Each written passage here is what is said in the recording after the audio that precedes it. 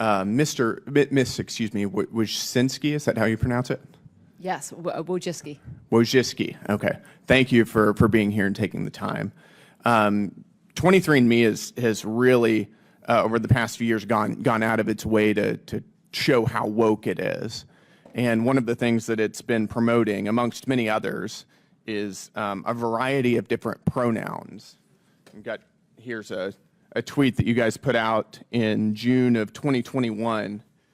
I just want to ask you, what does E mean as a pronoun? It's E. To be honest, I'm not sure. Okay. Do you know what M means as a pronoun? I'm also not sure. Okay. Don't you think it's important to know what these mean? You guys are, in this post, you wrote, or somebody on your comms team wrote, that using the correct pronouns impacts trans people's health, can reduce the risk of depression and suicide. That's a pretty serious claim. It seems like if you're going to demand people use these pronouns, you would know what they mean, right? You don't get to claim moral authority on an issue you can't even explain. If you're going to lecture the public, you should at least understand what you're advocating for. What's going on, everyone? Welcome back to Civic Lens, where we step back from the noise, slow down the spin, and take a clear look at what actually happened. Now, the clip we just watched features Representative Brandon Gill of Texas, and I want to be very clear right up front. This was not a gotcha moment. This was not disrespectful. And this was not about personal identity. This was about credibility, accountability, and honesty from powerful institutions. Brandon Gill did what Congress is supposed to do: ask direct questions, demand clarity, and expose contradictions when answers don't line up with rhetoric. And here's why this matters. Because when corporations push cultural positions while hiding behind buzzwords, the public deserves transparency, not slogans. Before we break this all the way down, if you value calm, fact-driven political analysis without cable news hysteria, hit like, subscribe to Civic Lens, and share this video so more people can see what actually happened here. Gill from Texas. Thank you, Mr. Chair, and thank you for holding this hearing on a very important topic, which is data privacy. But I've got a couple other things that I want to talk about while we're here related to this. Excuse me, Wojcinski, is that how you pronounce it? Yes, Wojcicki. Wojcicki, okay. Thank you for being here and taking the time. 23andMe has really, over the past few years, gone out of its way to show how woke it is. And one of the things that it's been promoting, amongst many others, is a variety of different pronouns. Here's a tweet that you guys put out in June of 2021. I just want to ask you, what does E mean as a pronoun? It's E. To be honest, I'm not sure. Okay. Do you know what M means as a pronoun? I'm also not sure. Okay. Don't you think it's important to know what these mean? You guys are, in this post, you wrote, or somebody on your comms team wrote, that using the correct pronouns impacts trans people's health, can reduce the risk of depression and suicide. That's a pretty serious claim. It seems like if you're going to demand people use these pronouns, you would know what they mean, right? Mm-hmm. I delegate. 23andMe had a lot of people. We had 6, Right. 7. You were CEO though, right? I was CEO, but it doesn't Okay. mean I can oversee every single post. Well, this is a very, very politically charged post that you guys put out. I would think that you would have a view on that. Mm-hmm. Can you tell us what is the difference between Z and Z? One of them is ZE and one is XE. I'm not up to speed on that. Okay. Does it concern you that not understanding this might increase the risk of depression and suicide amongst trans people? I support my research team that felt that, you know, it's important for us to be inclusive of everybody, and it was very much grounded. I agree, but it doesn't seem very inclusive if you don't know what they mean, right? I respect the social team and the research team that put that post together. Mm-hmm. But you don't know what any of these pronouns mean, but you guys are promoting it. I assume it's different ways people like to be referred to. What about here, HIR? What does that mean? I don't know either. What about fair, FAER? Again, You'd agree these are pretty unusual things, wouldn't you? I think they represent a lot of the diversity in this country. Okay. Well, I'm trying to understand the diversity, and I'm asking you what they mean. I'll give you one more chance. Do you know what Z here, Z, Zim, Fay, Fair, EM mean? I do not. Okay. Does that concern you that you don't know it? According to your own post here, understanding these and using the correct pronouns would improve your product for trans and non-binary people. It seems like this is directly related to the product. Again, it was the team, the social team and the research team that felt strongly around putting. Well, you were CEO, so you can't pawn off responsibility to somebody else here. What about bathroom access on 23andMe's website? I've got it up here on my phone.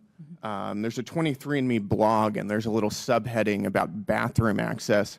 Is it still 23andMe's official position that men should be using women's restrooms? I'm not at 23andMe anymore. Okay. Was it while you were at 23andMe? I think we had non-gendered bathrooms as well. Well, that's not what this is referring to. This is referring to laws that seek to force, in your own words, force trans individuals to use a restroom that does not correspond to their gender identity. Is it, while you were there, was it 23andMe's position that men should be using women's restrooms? I think our position was just to make sure that we're applicable to laws. That this isn't in reference. This is actually against laws that would stop people from using the wrong restroom. Yeah. So this is actually against laws. I haven't seen, I don't have that post in front of me, so I can't comment specifically. Was it 23andMe's position while you were there that children should be transed? Because that's on this website as well. I don't know specifically what you're referring to. I can read you a little bit about it.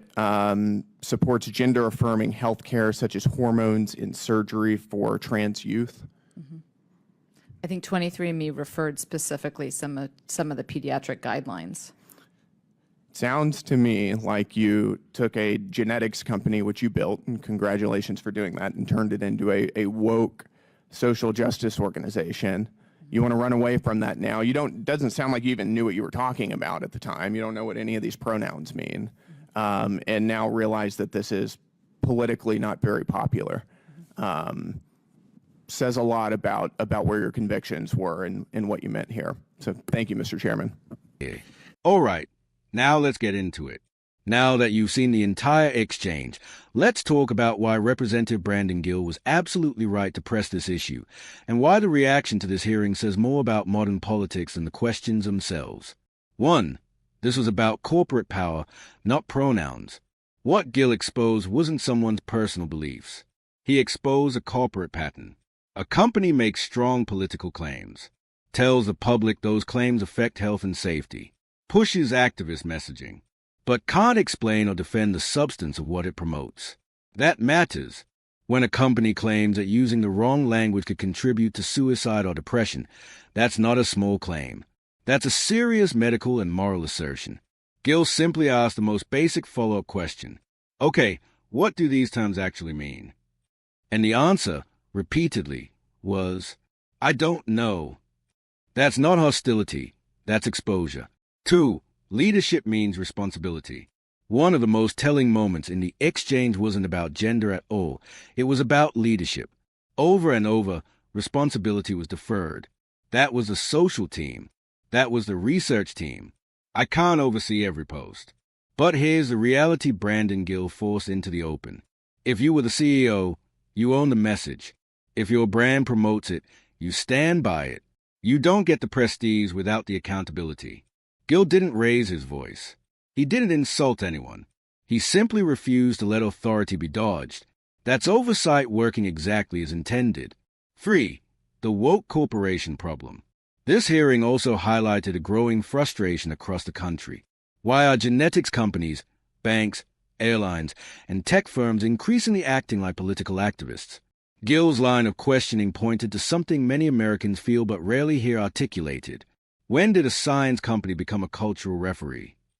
If a company wants to take political stances, fine, but it can't pretend those stances are neutral, apolitical, or beyond scrutiny. Gill didn't argue people shouldn't believe certain things. He argued that institutions shouldn't demand compliance while lacking clarity. That's a crucial difference. 4. Why the backlash proves Gill's point. Notice what critics didn't say after this clip went viral. They didn't explain the pronouns. They didn't defend the claims about mental health. They didn't justify the corporate messaging. Instead, they attacked the questioner. That tells you everything. When asking for definitions is framed as bigotry, discussion is already dead, and Gill refused to let it be buried. 5. This is what effective conservatism looks like. What Brandon Gill demonstrated here is something rare in modern politics. Calm persistence, clear reasoning, no theatrics, no insults, just relentless focus on facts and accountability. This wasn't outrage politics. This wasn't soundbite populism. This was a legislator doing his job, and doing it well. Whether you agree with Gill's worldview or not, one thing should be non-negotiable in a democracy.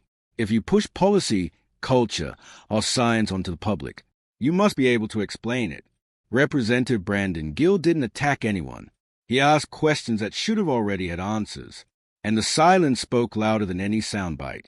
If you appreciate reactions that go deeper than headlines, you're in the right place. This is Civic Lens, and we'll see you in the next one.